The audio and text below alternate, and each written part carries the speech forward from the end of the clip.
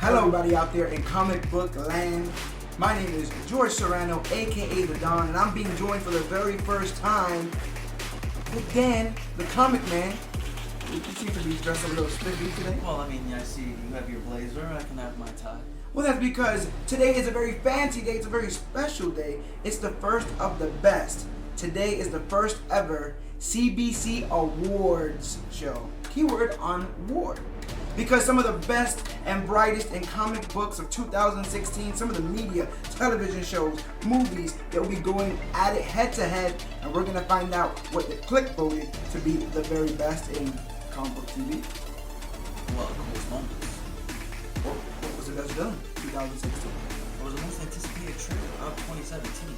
And much, much more. But you know what? How about we start with the best on-screen debuts of 2016?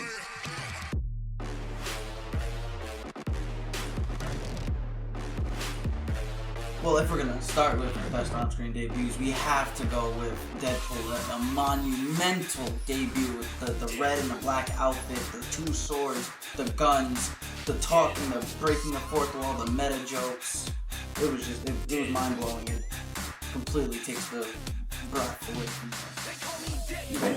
And you can't forget the violence. Deadpool out there just taking names, just out there with, we've never seen somebody like this before. Except we kind of have. On Netflix, The Punisher, Frank Castle. That's my pick for best debut of 2016. And he comes in like a hurricane through that series, taking Deadpool by storm. I think when you see him, you see all the sympathy laid out for him. When you see Frank Castle, and we've had two different other Frank Castles in the Marvel Universe, but to see this one, a more haunted Frank Castle, you see the sadness behind his eyes. Even though he is a killer, even though he's a vigilante out there for justice, I think Frank has to win best debut. Well, I mean, if we're gonna talk about the best debuts besides Frank Castle and Deadpool, I mean, come on, Harley Quinn. The first time we ever get to see Harley Quinn on the silver screen, Margot Robbie kills the role. The outfit, skimpy, but it was amazing. The guns, the bat, the blowing the bubbles, even the nice Brooklyn accent, saying Mr. J and ruining Demon. That is amazing. David Ayer, you won me over for that one with the debut of Harley Quinn. You know, Harley Quinn was good, and I think a lot of people thought the interpretation was a little strange. And that's my other pick for best debut of 2016. That's the final movie of 2016, comic book movie, that is Doctor Strange. Benedict Cumberbatch makes this role come alive. We even got the little grays in the hair, that beautiful manicured goatee, the way he is just covered in those ancient robes, just looks like the finest silk threads that the ancient one could provide, and then that badass cloak of levitation to cap it off, just like we've seen in comic books and comic book media before.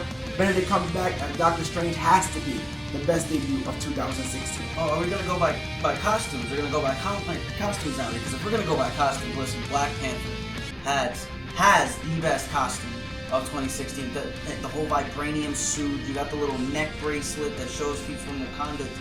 Everything about Black Panther's outfit was awesome. The way that the nails just retract, it's like, oh my god.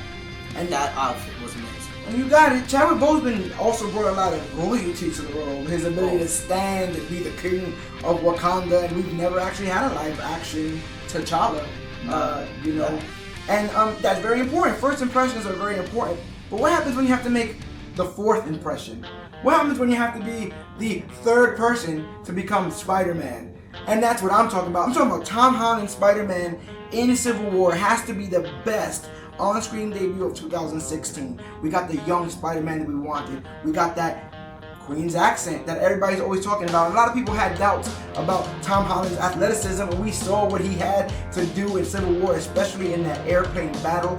I'm thinking when it comes to the best of the best, it has to be Spider-Man. What are your thoughts about Spider-Man's debut? Oh man, listen, Tom Holland was perfect age, perfect look, such a young kid, the quips, oh, you have a metal arm, that stuff is awesome, and him, oh god, I can't wait for that movie. It is a lot, it is definitely a lot. I can't wait for the Tom. And who knows, he could probably be the biggest debut of 2016.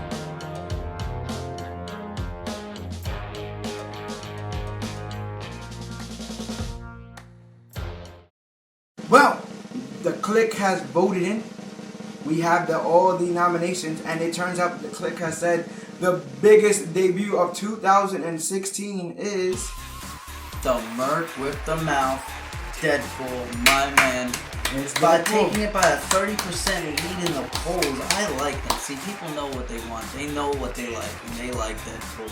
I mean, we're talking 7 years on the editing table, just waiting for this movie to be greenlit. We're talking about the leaked footage that even Ryan Reynolds, listen, I know Ryan Reynolds leaked that footage. And come on. It was an amazing footage to be leaked. I mean, way better than what the video games looked like, even though I love the video games. I think passion, the role brought passion. A lot of people could see how close Ryan Reynolds was to that role of Deadpool, and it is him and the fans that got that movie to be made.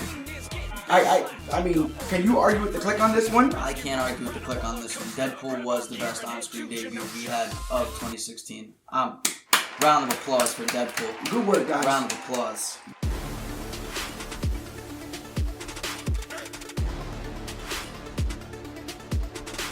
With debuts, we talked a lot of the great heroes that we've seen in Marvel and DC, and both sides packed a punch this year when it came to villains. And if I could throw a name in the hat for best villain of 2016, I'm gonna have to go with my man Vandal Savage, who not only is the oldest villain on this list, which means he is a veteran at just being a bad guy, but you gotta know, a tyrant, an immortal tyrant, somebody who's gone through all of the different space and time continuums to just conquer. We're talking about 1940s, 1970s, even in the 2000s, we see Vandal Savage take over Central City with the first introduction of magic. And it spans from The Flash to Arrow to Legends of Tomorrow. Vandal Savage is my pick for best villain of 2016. Listen, if we're gonna go best villain of 2016, you gotta go by being an unnecessary evil. You gotta go by putting all the events of that movie into place.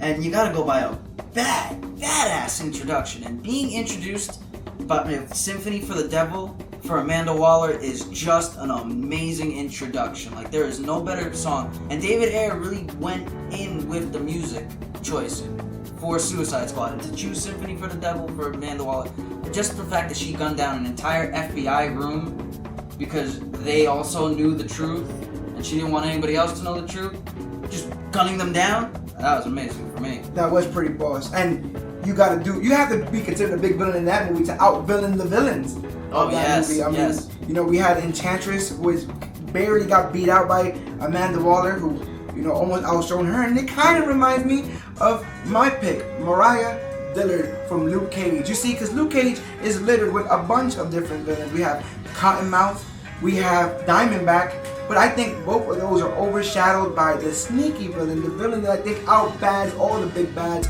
in Mariah Dillard, played by Alfre Woodard.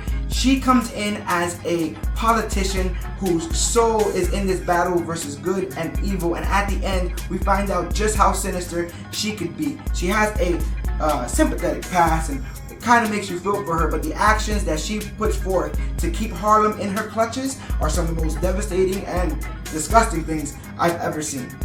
Okay, if we're going to talk about devastating, disgusting, and a pretty checkered past, you gotta go with Lex Luthor.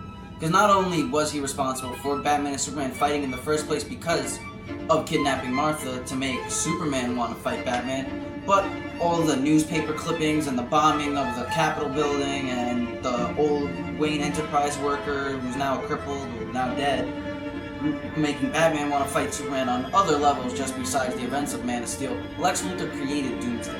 Lex Luthor was smart enough to override the system to make Doomsday using Zod's body.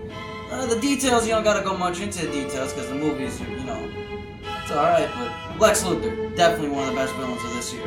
You talking about Jesse Eisenberg? I mean, that guy couldn't scare a fly. When you think about scaring, when you think about fear, you think about some of the villains of the past, Jason and Freddy, or even Candyman. And guess what? I'm going with Zoom, who's being voiced by the guy who played Candyman.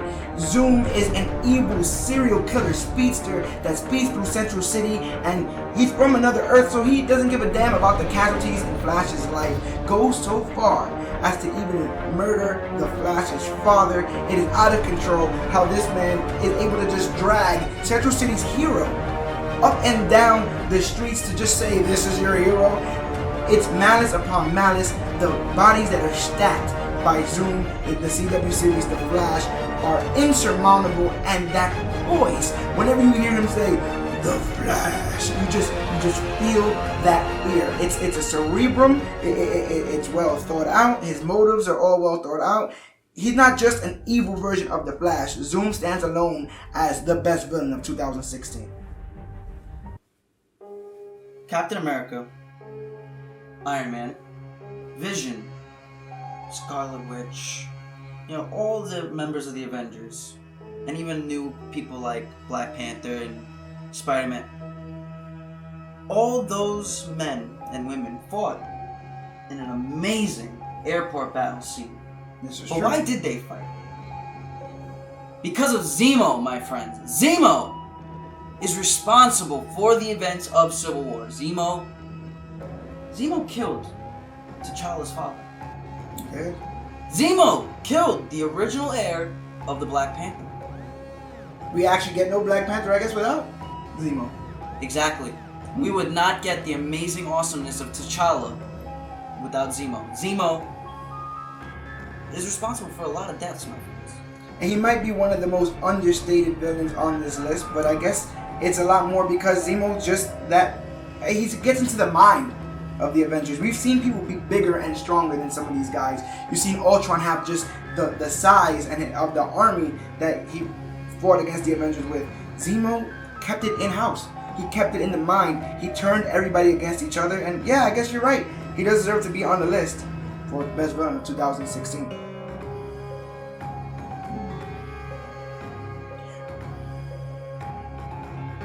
Well, you have voted.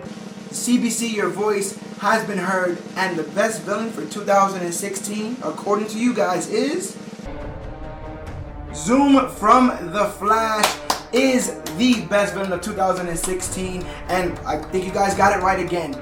Bringing the malice and the fear to a superhero is one of the most important things that has to do with the villain, and you couldn't stop but seeing all the people that were frightened from just Zoom's appearance in The Flash. He made a humongous impact, although he's only been in for one season, and we hope to see way more of Zoom in the future.